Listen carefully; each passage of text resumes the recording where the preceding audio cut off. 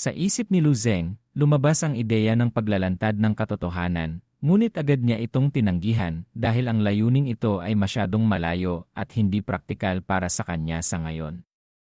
Gayunpaman, sa nakalipas na mga taon, ang mga S-level rift sa Long Country ay nagkaroon ng ilang mga pag-aalsa ng halimaw na may posibilidad na mag-evolve sa mga S-level. Bahagyang seryoso ang tono ni Qin Huaihu at sinabi sa isang mahinang boses, "Kung may isang araw na mangyari iyon, natatakot ako na ang lahat ng marshal ng ilang pangunahing military region ay ipadala, ngunit mahihirapan pa rin silang pigilan ito. Kinakailangan ng 3 martial saints na personal na mamagitan." Naintindihan ni Lu Zeng kung bakit desperado ang military department na maglinang ng isang malakas na 9th level martial saint. Tinantya niya na ayaw nilang mangyari ang ganitong araw. Pagkatapos, kinailangan pang yumuko ang mga general ng military department at humingi ng tulong sa iba. Bagamat pawang mga tao ng Long Country ang lahat at ang bagay ay may kaugnayan sa kaligtasan ng mga tao, imposibleng hindi kumilos ang 3 martial saints. Ngunit nasaan ang dignidad ng military department? Ano ang matitira sa mukha ng military department? Sa huli, problema pa rin ito ng mukha. Napabuntong hininga si Lu Zeng sa kanyang puso. Patuloy na lumilipad ang eroplano sa kalangitan. Sa sandaling ito, sinabi muli ni Qin Huaihu, "Pagkatapos mong sumali sa military region, tinantya ko na agad kang bibigyan ng ranggo ng Major General. Sa oras na yon, tiyak na magkakaroon ka ng mas maraming pagkakataon na makipag-ugnayan sa rift.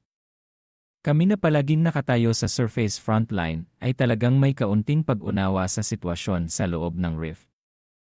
Nagtanong si Lu Zeng nang may pagtataka, "Ang ibig mong sabihin ay ang pag-unlad ko sa military department ay hindi magiging katulad sa inyo?" "Siyempre hindi magiging pareho," seryosong sabi ni Qin Huaihu. "Ikaw ay isang 7th level Grandmaster. Sa military department, ikaw ay isang Star General. Ang Star General ay magkakaroon ng mga espesyal na karapatan ng Star General. Sa pagkakaalam ko, ang karamihan sa mga Star General Grandmasters ay kumukuha ng anyo ng mga squad at single soldiers na magsagawa ng mga gawain na itinalaga ng military department at mga gawaing pagsasanay sa iba't ibang martial arts school. Pareho sa mga gawain." Pagkarinig nito, lumiwanag ang mga mata ni Lu Zeng. Mayroon na siyang ilang pangkalahatang larawan sa kanyang isip tungkol sa buhay sa military region na malapit na. Kung totoo ang sinabi ni Qin Huaihu, walang alinlangan na ang kanyang plano na hanapin ang mithril at mithril veins sa loob ng military region ay mas magiging maginhawa.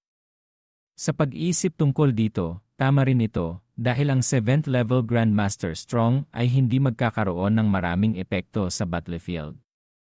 Sa halip, mas epektibo ito sa iba't ibang gawain tulad ng reconnaissance, pagkolekta, hit and run, at pagliligtas. Bukod dito, palaging gustong maglinang ng military department ng isang 9th level martial saint. Pagkatapos, kakailanganin nila ng mas maraming 7th level at 8th level Star General na pumasok sa rift upang maghanap ng mas malaking pagkakataon na makalusot sa martial saint. Kamakailan lamang, ang ilang mga S-level Hell Rift ay nagpakita ng mga palatandaan ng pag-aalsa ng mga halimaw at inaasahang mag-evolve sa raya. Siguro sa oras na yon, magkakaroon ka ng pagkakataon na makipag-ugnayan sa tatloya, sabi ni Qin Huaihu.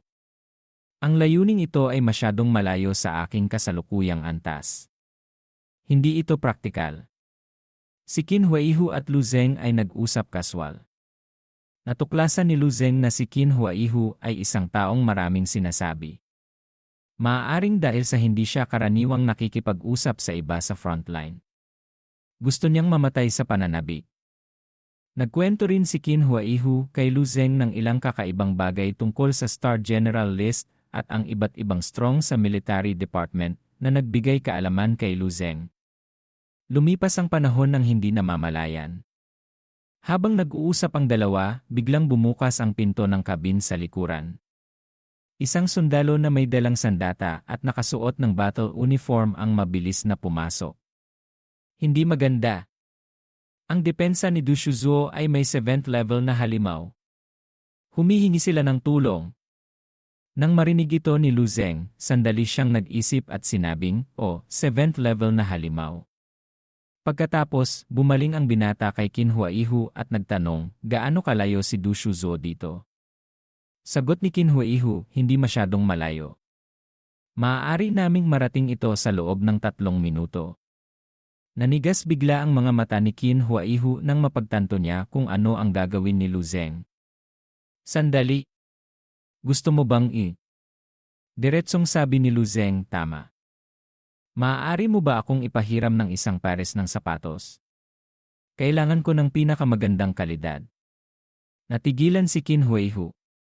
Saglit siyang kumurap sa gulat. Sa sandaling ito, isang malakas na kalabog ang narinig at binuksan na ni Qin Huaihu ang pinto ng eroplano sa likuran. Sumugod ang malakas na hangin. Sa frontline, kalahating oras na ang nakalipas, ang mga halimaw ay marami at napakasama. Ang puting sword energy ay sumiklab at kumalat pasulong sa hugis ng isang semicircle. Ilang halimaw na humaharang sa landas ng sword energy ang tumambok at nahati sa 2 bahagi mula sa gitna.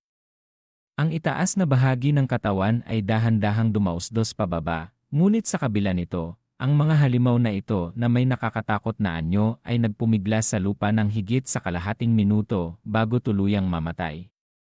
Humahawak si Du Fiu ng isang alloy greatsword sa kanyang kamay at walang habas na sumasalakay sa battlefield. Halos anumang halimaw na humaharang sa harapan ng matandang general ay nahahati sa 2. Ang Grandmaster ay may hindi pangkaraniwang pisikal na lakas. Ang kanyang ki at dugo ay parang ilog at dagat. Ang kanyang pisikal na lakas ay patuloy na tumataas. Ngunit kung ang tindi ng mahigpit na labanan ay mataas sa mahabang panahon, kahit na si Du Fiu ay mahihirapan. Splat! Pinatay ng matandang general ang 2 halimaw na tumatalon sa kanyang harapan gamit ang isang sword.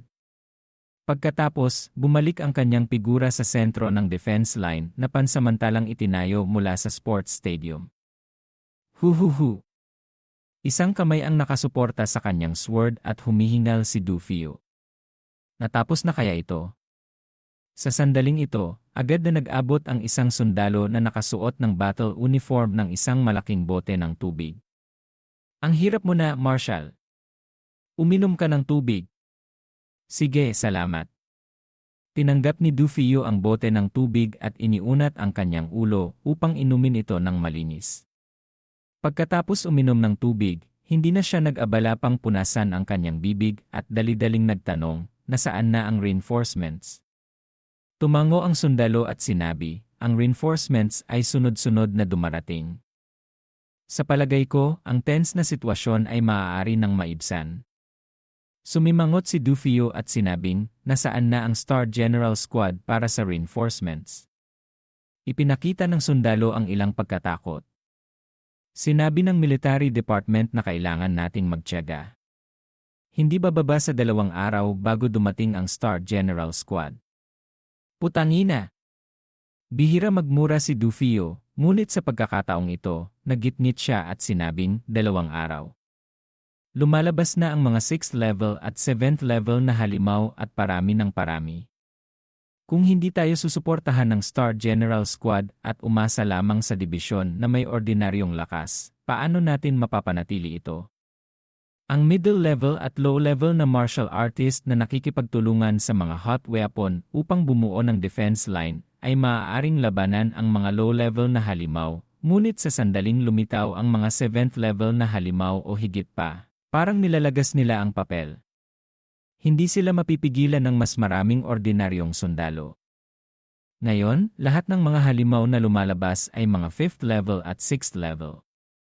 Maaari lamang na umasa ang defense line na ito na nabuo ng mga low-level hanggang middle-level na martial artist. Kung mayroong ilang mga 7th level o 8th level, ganap na hindi nila mapipigilan ang mga ito. Biglang may ilang pagsabog sa unahan ng defense line.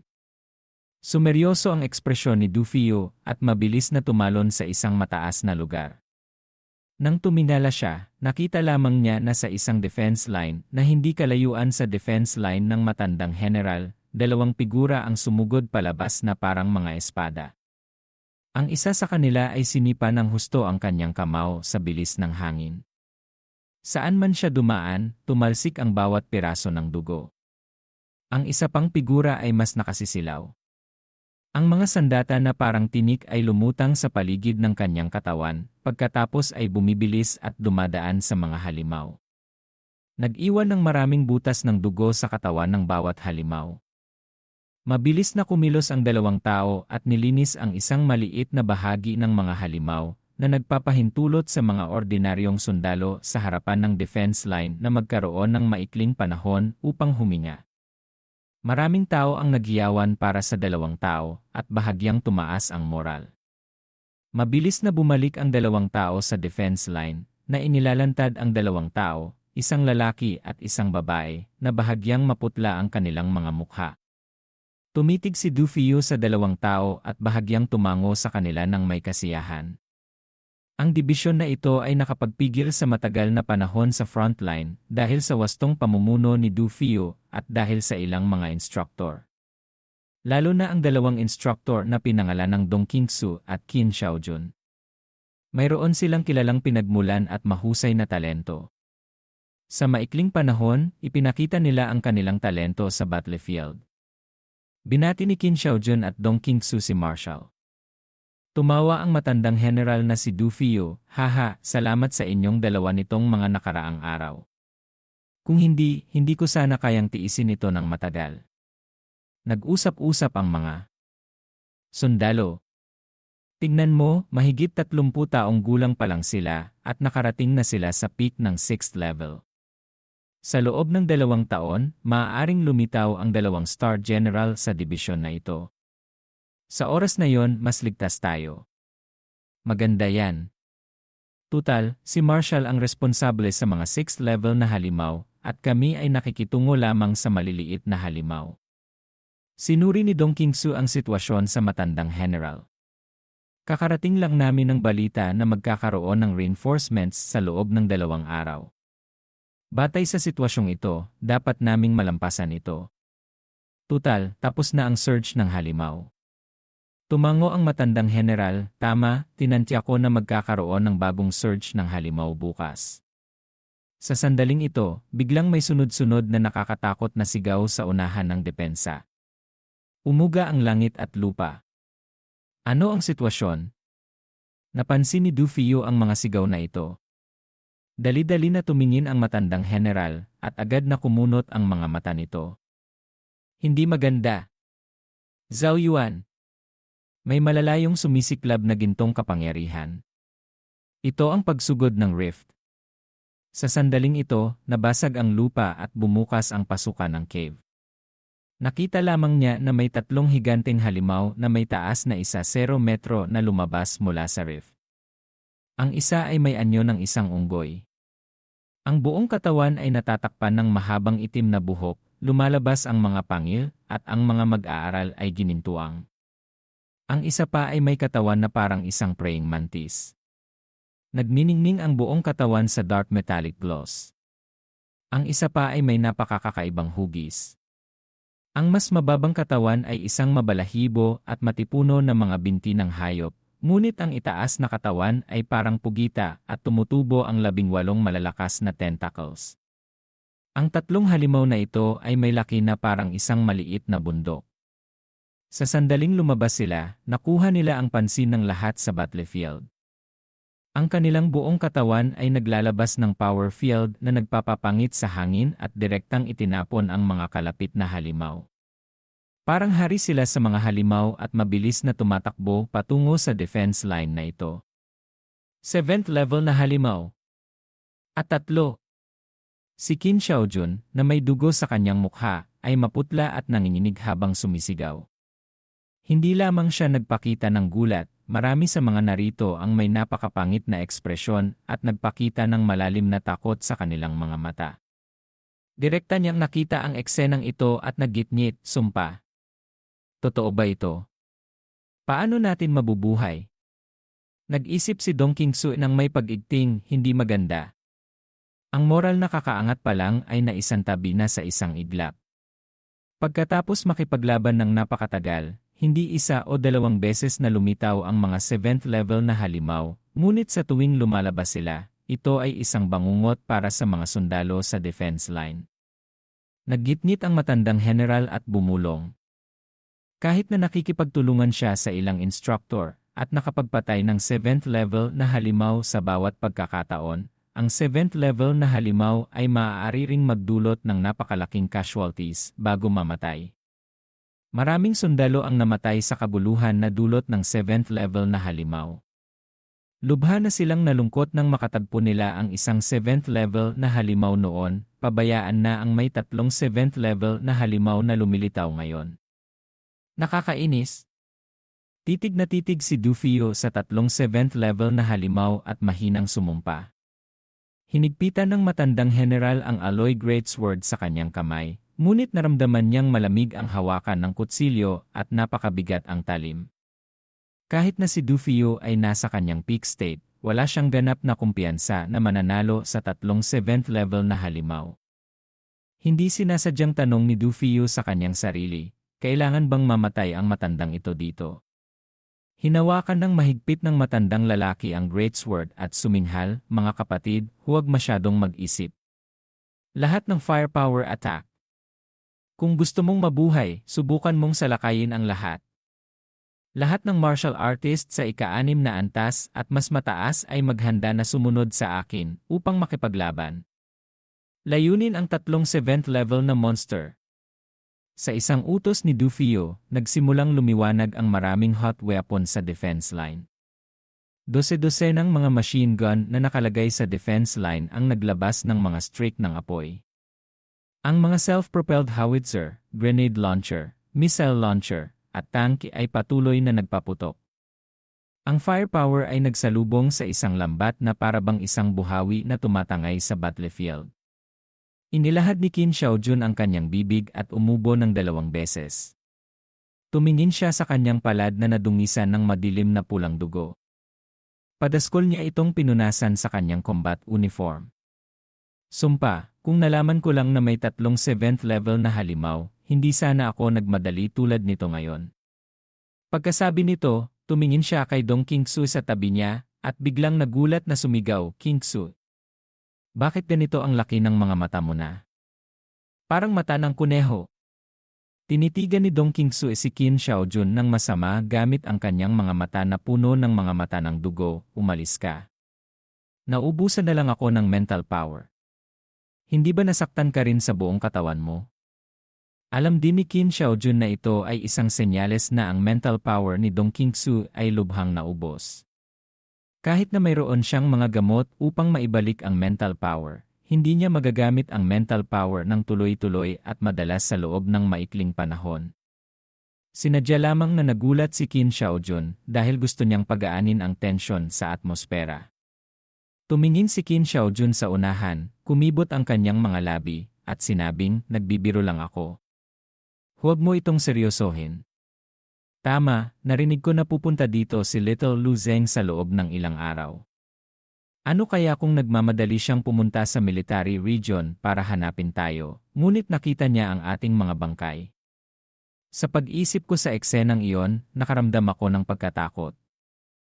Paano namamatay si Dong Qingsu kung hindi niya pa nakikita ang kanyang asawa? Sumagot si Qin Xiaojun, "Sabihin mo na huwag kang magsalita.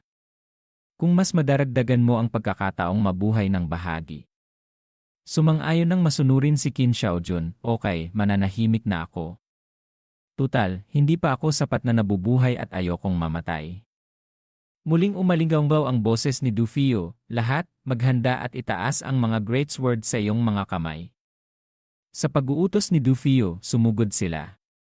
Nang mag-uutos na si Dufio ng pagkubkob, biglang narinig ng mga tao sa kanilang mga ulo ang matinding tunog ng paghiwa ng hangin.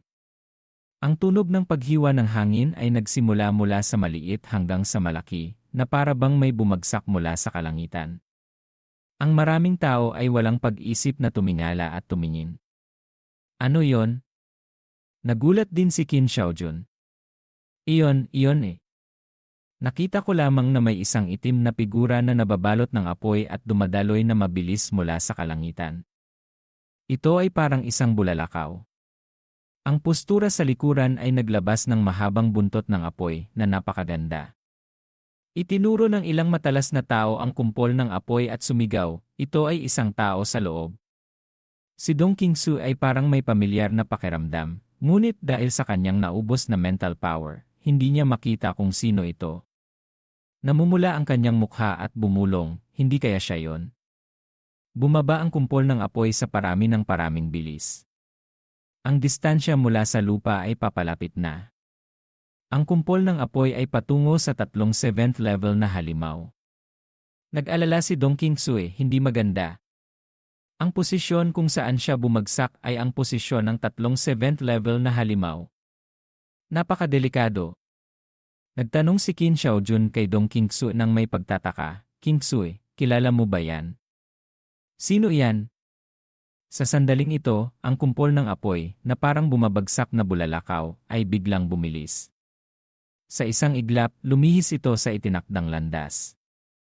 Sa isang iglap, tumagos ito sa ulo ng halimaw na may tentacles. Hindi lamang ang halimaw ang hindi inaasahan at walang paghahanda, kundi pati na rin ang mga manonood ay natigilan. Hindi nakalimutan ng binata na si Lu Zeng na ngumiti ng nakakakilabot. Ang kumpol ng apoy ay bumagsak mula sa kalangitan. Mabisang sinipa ng taong nasa loob ang tuktok ng ulo ng halimaw. Nakita ng lahat sa battlefield ang isang eksena na mahirap nilang